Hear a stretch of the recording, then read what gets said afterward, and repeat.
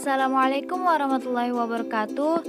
Perkenalkan kami dari kelompok 1 yang beranggotakan Aldia, Nabila Wafa, Nur Annisa, Nur Risti Haliza Hestanti, dan Siti Sarah. Di sini kami akan sedikit menjelaskan mengenai sejarah kepanduan, perintis kepanduan dunia, berdirinya Kepanduan Nasional Indonesia, sejarah berdirinya Gerakan Pramuka, dan gagasan pendidikan Pramuka. Yuk kita simak. Sejarah kepanduan. Gerakan Pramuka dikenal juga dengan istilah Gerakan Kepanduan. Gerakan Kepanduan adalah gerakan pembinaan yang memiliki pengaruh mendunia. Gerakan Kepanduan terdiri atas berbagai organisasi kepemudaan yang bertujuan melatih fisik, mental, dan spiritual pada pesertanya, serta mendorong mereka untuk melakukan kegiatan positif di dalam masyarakat. Tujuan ini dicapai melalui program pelatihan pendidikan kepramukaan yang mengutamakan aktivitas praktis di lapangan. Gerakan ini pertama kali dilakukan pada tahun 1907 ketika Robert Baden-Powell, seorang letnan jenderal angkatan bersenjata Inggris, Raja, dan William Alexander Smith, pendiri Boy Brigade, menyelenggarakan perkemahan kepanduan pertama, atau yang dikenal sebagai Jambore, di Kepulauan Brownsea, Inggris. Ide untuk menyelenggarakan gerakan tersebut muncul ketika Baden-Powell dan pasukannya berjuang mempertahankan kota Mafeking di Afrika Selatan dari serangan tentara Boer. Ketika itu, pasukannya kalah banyak dibanding tentara Boer. Untuk mengakalinya, sekelompok pemuda dikumpulkan dan dilatih untuk menjadi tentara sukarela. Tugas utama mereka adalah membantu militer mempertahankan kota. Mereka mendapatkan tugas ringan tapi penting seperti mengantarkan pesan yang diberikan Baden-Powell ke seluruh anggota militer di kota tersebut. Pekerjaan tersebut dapat diselesaikan dengan baik sehingga pasukan Baden-Powell dapat mempertahankan kota Mafeking selama beberapa bulan. Sebagai penghargaan atas keberhasilan yang mereka didapatkan, setiap anggota tentara sukarela diberi sebuah lencana. Gambar dari lencana tersebut kemudian digunakan sebagai logo dari Kepanduan Dunia. Keberhasilan Baden-Powell mempertahankan kota Mafeking membuatnya dianggap sebagai pahlawan.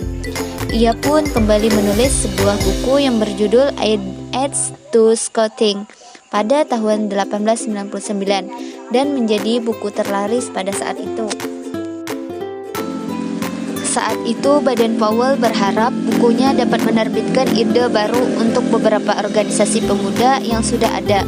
Namun beberapa pemuda malah membentuk satu organisasi baru yang disebut Boy Scout dan meminta Baden-Powell menjadi pembimbing mereka. Ia pun setuju dan mulai mendorong mereka untuk belajar, berlatih, serta mengembangkan organisasi tersebut. Setelah anggota dari organisasi tersebut semakin banyak, Baden-Powell pun membentuk sebuah pusat pelatihan kepemimpinan untuk orang dewasa atau yang disebut Adult Leadership Training Center di sebuah taman dekat kota London. Setelah buku Scouting for Boys diterbitkan, Pramuka pun mulai dikenal di seluruh wilayah Inggris dan Irlandia. Gerakan kepanduan sendiri perlahan-lahan diterapkan di seluruh wilayah kerajaan Inggris dan koloninya. Selanjutnya kita memasuki mengenai perintis kepanduan dunia. Sejak kecil, Baden-Powell dikenal sebagai anak yang suka kegiatan luar ruangan. Ia sering bermain di hutan kecil samping sekolahnya sambil melakukan semacam pertualangan sehingga mendapatkan berbagai keterampilan yang berhubungan dengan kreativitas bersama alam. Selain itu juga, dia pandai melukis, menyanyi, menjadi aktor drama, dan melawak. Saat berusia 19 tahun, ia masuk Dinas Angkatan Darat Inggris dan menorehkan prestasi besar. Ia dikenal sebagai prajurit yang cerdik dan pandai mengintai lawan serta mencari jalan. Banyak negara yang diseganinya selama bertugas sebagai prajurit, yang diantaranya India, Afghanistan, dan Afrika Selatan. Pengalaman di bidang kemiliteran dibawanya sampai pensiun dengan pangkat Letnan Jenderal. Pada saat itu, Baden-Powell sedih melihat anak muda Inggris yang hanya bersantai tanpa melakukan kegiatan positif. Sehingga dia melakukan kemah pertama kepanduan yang dipimpin oleh Baden-Powell. Pada tanggal 1 Agustus 1907, bertempat di Brownsea Island, Inggris. Lalu ia menuangkan idenya dalam sebuah buku yang berjudul Scouting for Boys pada tahun 1908. Nah, jadi pada tanggal 1 Agustus ditetapkan sebagai Hari Kepanduan Dunia. Setelah 2 tahun berjalan, mulanya anggotanya hanya laki-laki. Namun pada tahun 1909, adik perempuan Powell yang bernama Agnes Baden-Powell membentuk kepanduan khusus putri dengan nama Girl Guides. Setelah itu, kepanduan untuk anak-anak bernama CAP atau Anak Serigala. Ide tersebut terinspirasi dari buku The Jungle Book yang dikarang oleh Rudyard. Baden-Powell meninggal di kota Kenya, Afrika. Untuk mengenang jasanya, setiap tanggal 22 Februari yang merupakan hari kelahiran Baden-Powell diperingati sebagai Hari Baden-Powell atau Baden-Powell Day. Selanjutnya, ketiga, berdirinya Kepanduan Nasional Indonesia. Kepanduan Indonesia tidak lepas dari gagasan Baden-Powell yang menyebarkan ke seluruh penjuru dunia, termasuk ke Indonesia, yang mana saat itu masih bernama Hindia Belanda. Ketika itu, para tokoh pergerakan nasional Indonesia merasa tertarik dengan gagasan Baden-Powell yang tertuang dalam bukunya Scouting for Boys, sehingga dibentuk organisasi-organisasi kepramukaan pribumi yang salah satu tujuannya adalah sebagai organisasi kepramukaan pada masa penjajahan. Pada saat itu, terdapat ratusan organisasi kepanduan pribumi, antara lain JPO, yang didirikan pada tahun 1916 atas inisiatif dari SP Mangkunegaran. JPO adalah organisasi kepanduan nasional pertama di Indonesia karena melihat banyaknya perkumpulan kepramukaan yang dibentuk oleh pribumi, sehingga Belanda melarang organisasi kepramukaan di luar selain milik Belanda yang menggunakan istilah Pathfinder. Namun, pada akhirnya Kiai Haji Agus Salim mengganti namanya menjadi Pandu dan Kepanduan. Sehingga pada tanggal 13 September 1930 diresmikanlah kepanduan yang baru dengan nama Kepanduan Bangsa Indonesia atau disingkat dengan KBI. Untuk memperlihatkan corak haluannya, para KBI memakai setangan leher merah putih dan berpanji merah putih pula. Baik, di sini saya ingin menjelaskan sedikit tentang sejarah gerakan pramuka di Indonesia. Nah, awal mula organisasi pramuka di Indonesia itu ditandai dengan munculnya cabang milik Belanda, yaitu NPO, pada tahun 1912. Nah, pada tahun 1916, Mangkunegaran VII membentuk organisasi kepanduan pertama Indonesia, yaitu JPO. Lahirnya JPO memicu munculnya gerakan nasional lainnya.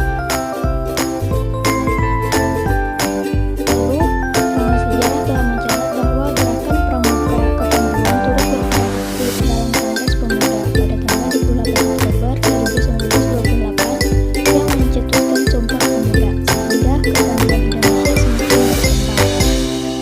Dengan meningkatnya kesadaran nasional itu, setelah Sumpah Pemuda, maka pada tahun 1930, organisasi kepanduan seperti IPO, PK, dan PPS bergabung menjadi KBI, Kepanduan Bangsa Indonesia.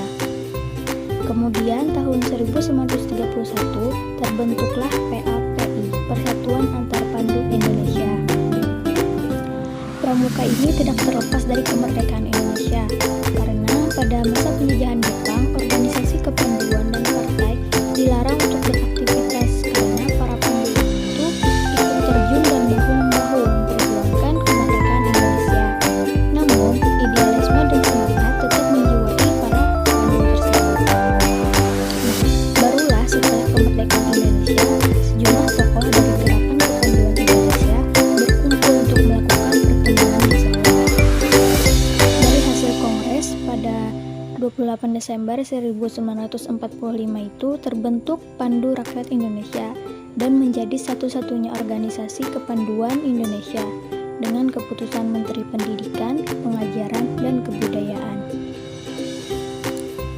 Presiden Soekarno mengumpulkan tokoh-tokoh dari gerakan kepramukaan Indonesia. Presiden mengatakan bahwa organisasi kepanduan yang ada harus diperbaharui, aktivitas pendidikan haruslah diganti, dan seluruh organisasi kepanduan yang ada dilebur menjadi satu, itu dengan nama Pramuka. Nah, dalam kesempatan ini juga Presiden membentuk panitia pembentukan gerakan Pramuka yang terdiri dari Sultan Hamengkubuwono XI, Profesor Prijono, Dr. Ahmad Aziz Saleh, serta ahli. Peristiwa ini kemudian dikenal dengan Hari Tunas Gerakan Pramuka. Nah, undang-undang secara resmi mengesahkan tentang gerakan pramuka. Dengan adanya undang-undang ini secara otomatis membuat pramuka tidak lagi menjadi organisasi tunggal untuk menyelenggarakan pendidikan kepramukaan. Yang terakhir, mengenai gagasan pendidikan kepramukaan.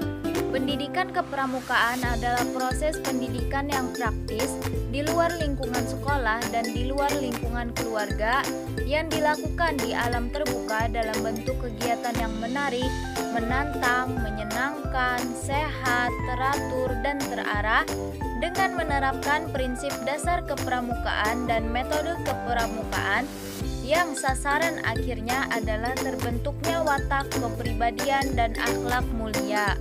Pendidikan kepramukaan merupakan proses belajar mandiri yang progresif bagi kaum muda untuk mengembangkan diri pribadi seutuhnya, meliputi aspek mental, moral, spiritual, emosional, sosial, intelektual, dan fisik baik sebagai individu maupun sebagai anggota masyarakat. Di dalam gagasan pendidikan kepramukaan, terdapat sistem pendidikan kepramukaan, di antaranya yang pertama ada nilai-nilai pendidikan kepramukaan, yang kedua ada prinsip dasar kepramukaan, yang ketiga ada metode kepramukaan yang terdiri dari pengalaman kode kehormatan, belajar sambil melakukan, yang ketiga kegiatan berkelompok, bekerja sama dan berkompetensi.